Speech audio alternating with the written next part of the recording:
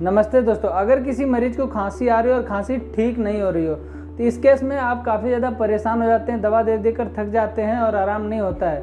तो आपको मैं एक कम्बिनेशन बता देता हूं, अगर आप इसका इस्तेमाल करेंगे तो मरीज की जो खांसी होगी वो पूर्ण रूप से जल्दी बंद हो जाएगी। दोस्तों, इस कम्बिनेशन में सबसे पहली दवा है एंटीबैक्टीरियल दवा, जो कि एजिथ्रोमाइसिन है।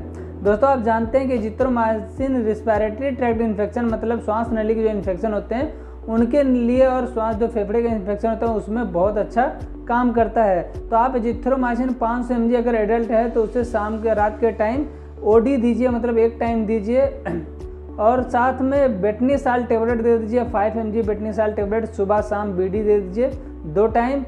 और आप मोन्टेल्यूकास्ट और लियोसेट्रिजिन का कम्बिनेशन दे दीजिए, मोन्टेर एलसी नाम से आता है या फिर लियोसिजियम नाम से आता है। इसको सुबह शाम एक टेबलेट साथ में चला दीजिए।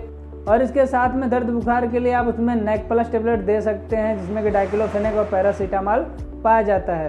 साथ में अगर उस मरीज को सूखी खांसी हो, ज़्यादा हो सूखी खांसी, तो उस केस में आप उसमें जो सिरप देंगे वो कोई भी डीएक्स सिरप, जिसमें कि लास्ट में डीएक्स लिखा हुआ, डेक्स्ट्रोमिथोफान, फिनाइलेफ्रिन और क्लोरफेनियामाइन मैलेट मिला हुआ सिरप देंगे, जैसे कि कोरेक्स डीएक्स दे सकते हैं। और अगर सूखी खांसी बहुत ज़्यादा हो तो उसमें आप कोरेक्स टी सिरप दे सकते हैं, जिसमें कि कोडीन ट्राइप्रोलिडीन नाम का एक कंपाउंड होता है, वो बहुत अच्छा फ़ायदा करता है।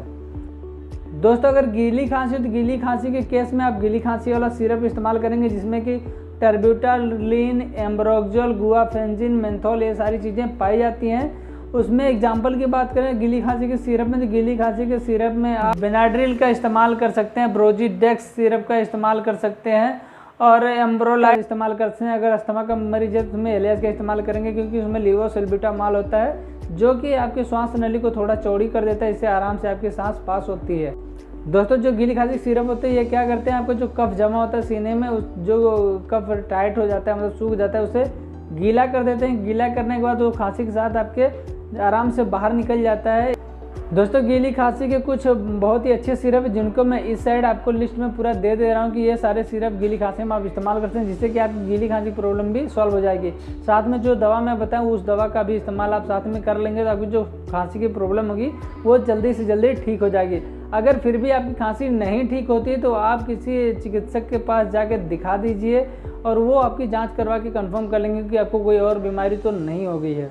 अगर ये वीडियो आपको अच्छा लगा तो वीडियो को लाइक करिए, शेयर करिए, चैनल को सब्सक्राइब कर लीजिए। मिलते हैं नेक्स्ट वीडियो में, तब तक के लिए जय हिंद।